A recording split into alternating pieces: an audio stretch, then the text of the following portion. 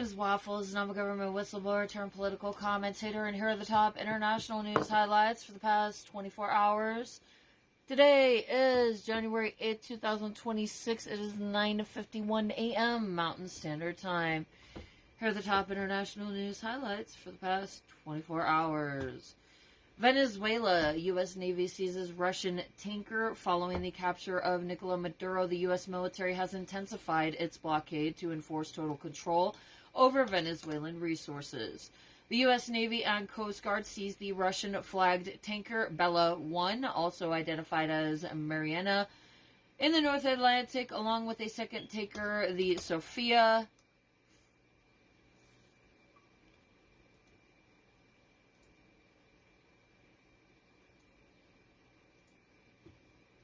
I'm just verifying to make sure this is recent. Yeah, 18 hours ago. The Kremlin condemned the seizure as a violation of maritime law and acts of piracy. Russia warned of reciprocal actions, further escalating tensions between the two nuclear powers. If Trump is working in collusion with Putin, then he's giving Putin an excuse to attack the U.S., in my opinion. Or to take action against the U.S., one or the other or both. Trump stated today that the U.S. will control Venezuelan oil sales indefinitely, with revenue used only to purchase American-made products. NATO crisis, the Greenland ultimatum. The administration's rhetoric regarding the acquisition of Greenland has triggered a massive internal rift within NATO. Denmark and Greenland leaders have requested an emergency meeting with the Secretary of State, Marco Rubio. Danish lawmakers described the talk of a U.S. takeover as pissing people off and warned it could mark the end of NATO. GOP Senator John Kennedy broke ranks today, calling the idea of invading a NATO ally like Denmark weapons-grade stupid. Though he expressed hope that the administration's threats were a negotiating tactic rather than a military plan. It's not a negotiating tactic, it's asinine behavior. China-Japan export war, economic warfare in East Asia has reached a new boiling point. China has imposed strict dual-use export controls on Japan, specifically targeting rare earth minerals and chip-making materials. While Beijing claims this won't affect normal civilian trade, Tokyo has lodged a formal protest fearing a total supply chain freeze for its automotive and defense industries. This follows a year-end series of Chinese military drills designed to mask domestic economic instability.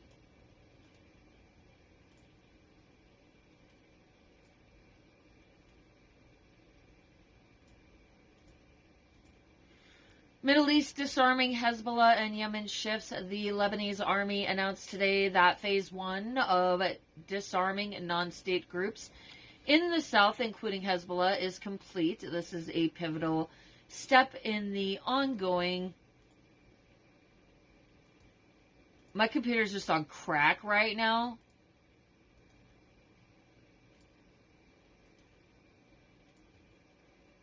Ongoing effort to stabilize the border with Israel. Yemen, a major regional shift occurred as the leader of the UAE-backed Southern Transitional Council, STC, Idris al-Zubaydi, reportedly fled Yemen for Abu Dhabi via Somaliland after failing to meet a Saudi ultimatum. Civil unrest continues to surge. Protests at Tehran's Grand Bazaar turned violent as citizens expressed fury over economic conditions and the potential for a U.S. or Israeli strike. Ukraine, a path to peace in 2026. President Volodymyr Zelensky issued a rare optimistic statement regarding the nearly 4-year-old conflict. Zelensky stated there is a legitimate hope that the Russia-Ukraine war could be resolved by the first half of 2026. This comes as the U.S. signals a shift in focus towards security guarantees rather than indefinite military aid, and after reports that Russia offered the U.S. free rein in Venezuela in exchange for concessions in Ukraine.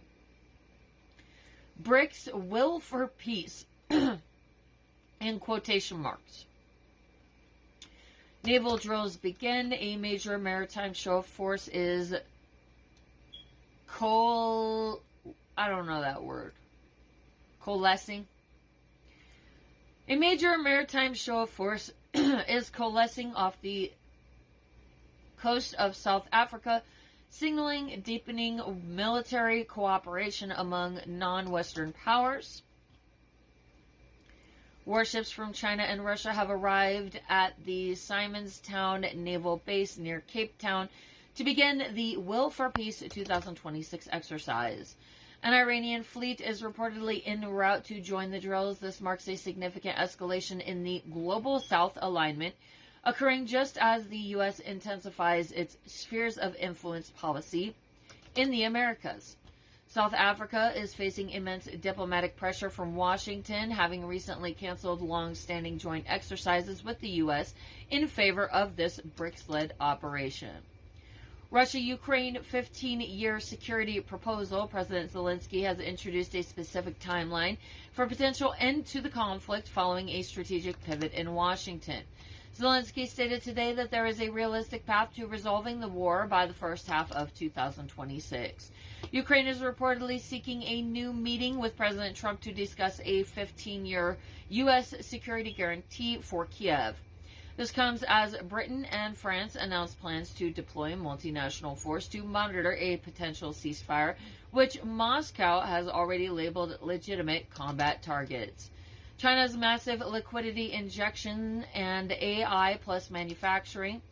As the U.S. focuses on energy and territorial acquisitions, Beijing is doubling down on domestic economic stability and high-tech sovereignty. The People's Bank of China, PBOC, conducted a massive 1.1 trillion yuan, which is $153 billion, reverse repo operation today to stabilize markets amid global trade uncertainty. 8 Chinese departments jointly released a special action plan for AI plus manufacturing, setting a 2027 deadline for total domestic self-reliance in core AI technologies to bypass U.S. export bans. U.S. exit from 66 international organizations. In one of the most significant retreats from global multilateralism in decades, the White House has formalized its sovereignty first agenda. President Trump signed a memorandum yesterday initiating the withdrawal of the U.S. from 66 international organizations and treaties. Primary targets. The list includes the UN Framework Convention on Climate Change and the India-led International Solar Alliance, ISA. This move isolates the U.S. from global climate and labor standards, shifting toward a bilateral deal-making model. Crisis on the ISIS medical emergency and potential early end. High above the geopolitical fray, a rare crisis is unfolding abroad. The International Space Station, NASA confirmed today that a crew member aboard SpaceX Crew 11 is in stable condition following a medical situation. NASA and its partners are currently evaluating an earlier end to the Crew 11 mission. This medical uncertainty occurs during a period of heightened tension between the U.S. and Roscosmos, Russia's space agency, over terrestrial conflicts, complicating potential rescue or rotation logistics. BRICS developments under the new chairmanship of India. The bloc is shifting from a focus on expansion toward internal consolidation and technical sovereignty. India's human-centric agenda. Prime Minister Modi has officially introduced the 2026 theme, Building Resilience and Innovation for Cooperation and Sustainability. A key overnight development is India's push for a BRICS startup knowledge hub, aimed at facilitating venture capital flows between member states while bypassing Western financial hubs. The grain exchange logistics. BRICS members have finalized the first set of technical standards for BRICS grain exchange. This is primarily Russia-led, because Russia is using grain as a primary export. Grain, particularly wheat, is not necessarily good for your health. Wheat in specific. I gave a speech about that in the economic report, so I won't go on with that speech right now. Naval will for peace. As noted earlier, the arrival of Chinese and Russian warships in South Africa for joint drills has consolidated the bloc's military posturing. India has remained notably quiet on its participation level, reflecting its delicate balancing act between BRICS and its Quad security ties with the U.S.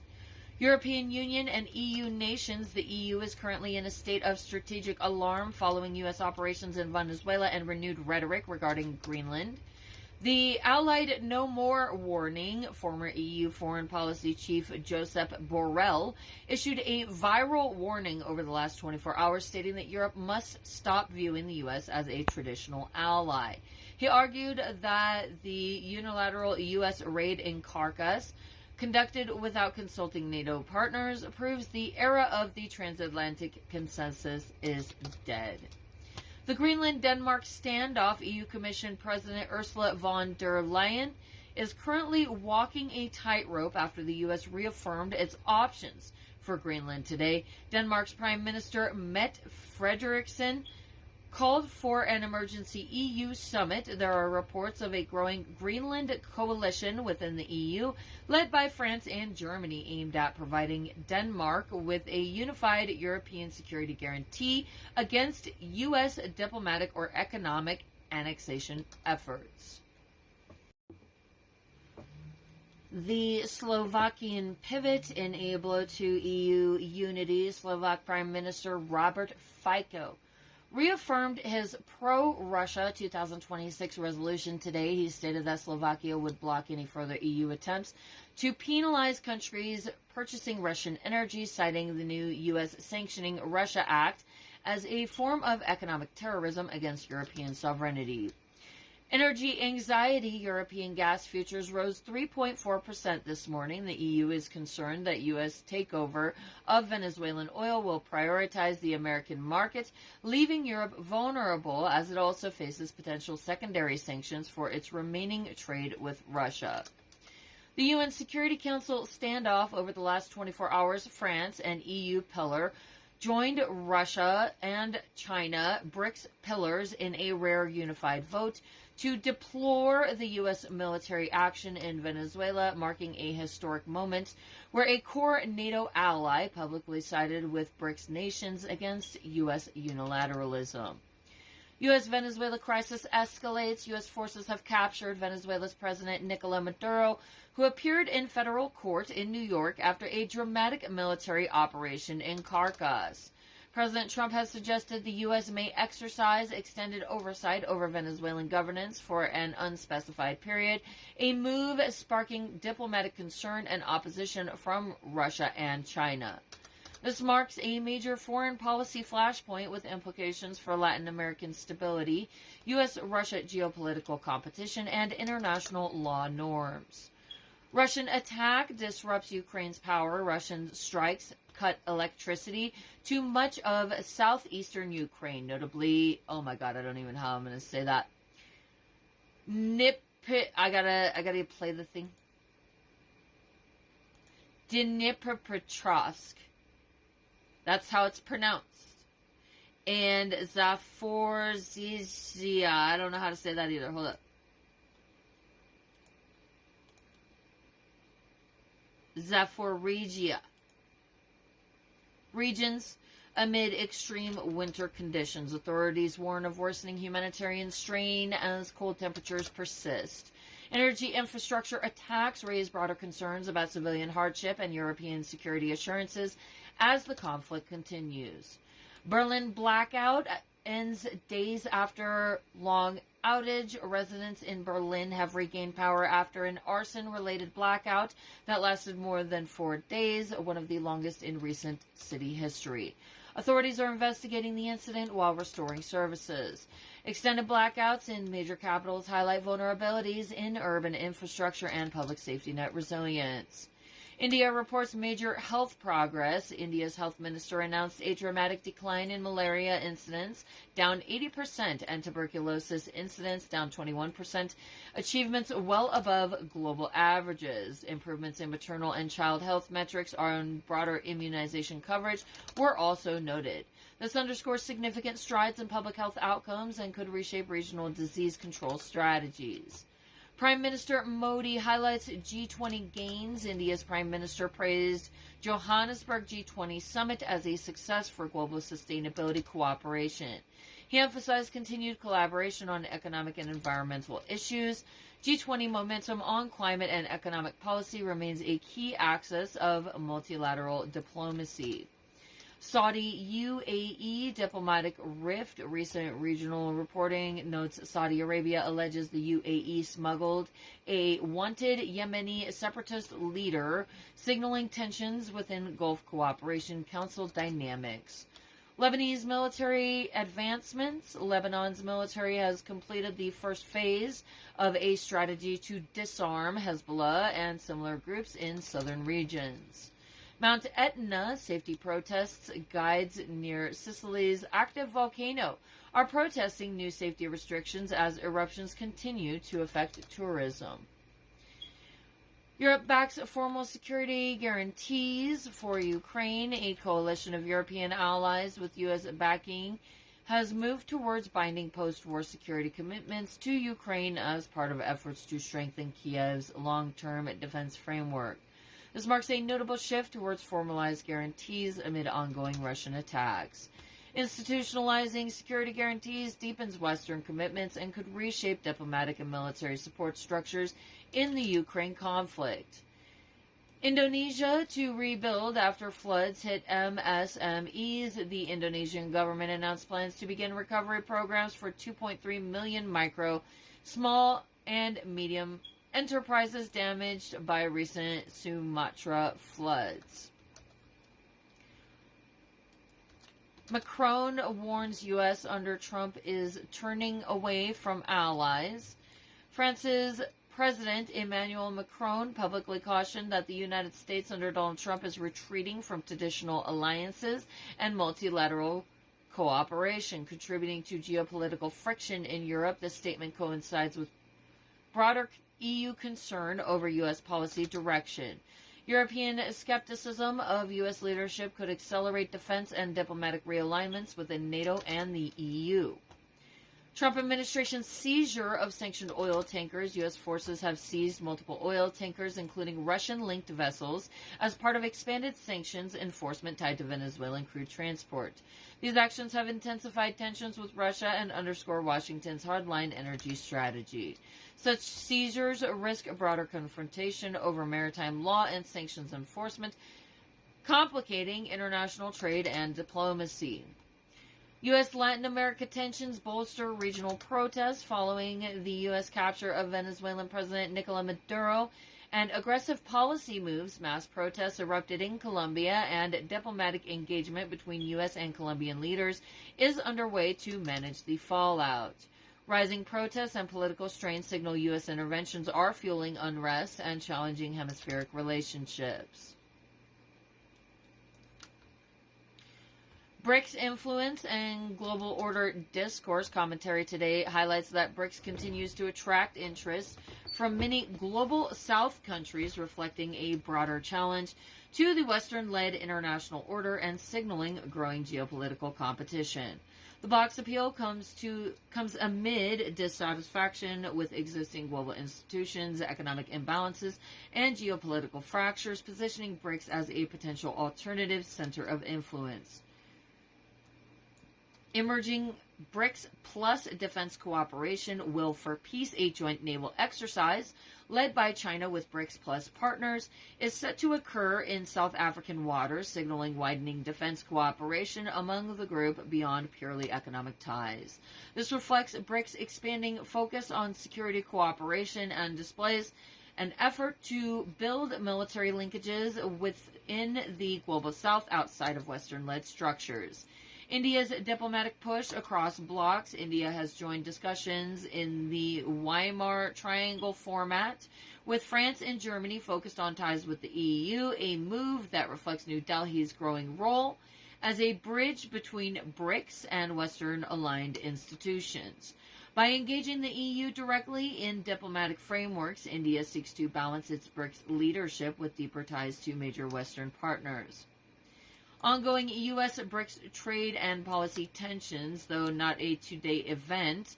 Recent reporting underscores that former U.S. President Trump, current President Trump, the piece of shit, the gross-ass old man that paints himself orange, shits in his pants, and falls asleep on TV, has repeated threats of punitive tariffs on BRICS countries if they adopt policies seen as anti-American. Whatever the fuck that means, because he's pushing some weird KKK agenda, and I don't expect the world to get behind that. Demonstrating the persistent trade tensions at the intersection of U.S. BRICS relations. Trump's policies are anti-American and pro whatever the fuck Trump wants, which is anti-American, because it's not focused on America and the American people and their well-being and the well-being of the nation and national security. This dynamic continues to shape global geopolitics and BRICS strategy as member states navigate between Western pressures and emerging market integration. BRICS institutional momentum. Ongoing updates from BRICS news outlets indicate continued institutional activity, including meeting of Sherpas and preparatory work under the Brazilian presidency ahead of India's taking the chair next, suggestive of sustained internal coordination. This underscores that peer planning and policy alignment remain active even when top-level diplomatic attention is fragmented. European Union and EU nations' recent developments. EU-Mercosur trade deal advances. The EU is pushing forward a long-discussed free trade agreement with the South American Mercosur bloc, Brazil, Argentina, Bolivia, Paraguay, and Uruguay, potentially covering 780 million people and boosting bilateral trade flows. France and other EU members continue to resist, especially on agricultural import concerns, reflecting deep domestic political tensions. Farmer protests against EU-Mercosur deal. Major protests in France and Greece erupted as farmers opposed the Mercosur trade pact, arguing it will flood EU markets with cheaper agricultural imports and harm local producers. These protests highlight significant resistance within EU societies to trade liberalization, potentially complicating or delaying final ratification by the European Parliament and member states.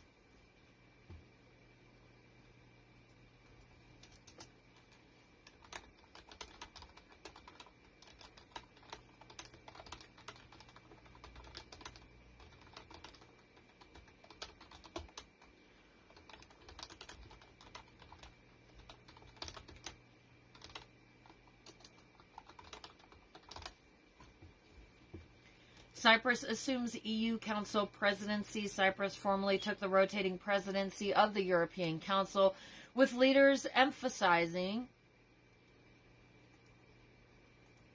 territorial integrity and respect for international law, particularly in light of Ukraine, Venezuela, and Arctic tensions.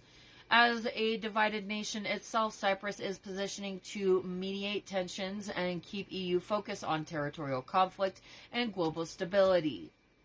EU tension with U.S. policy. European leaders, notably France and Germany, are warning that the U.S. under Donald Trump appears to be turning away from traditional alliances, affecting EU-U.S. relations and multilateral cooperation.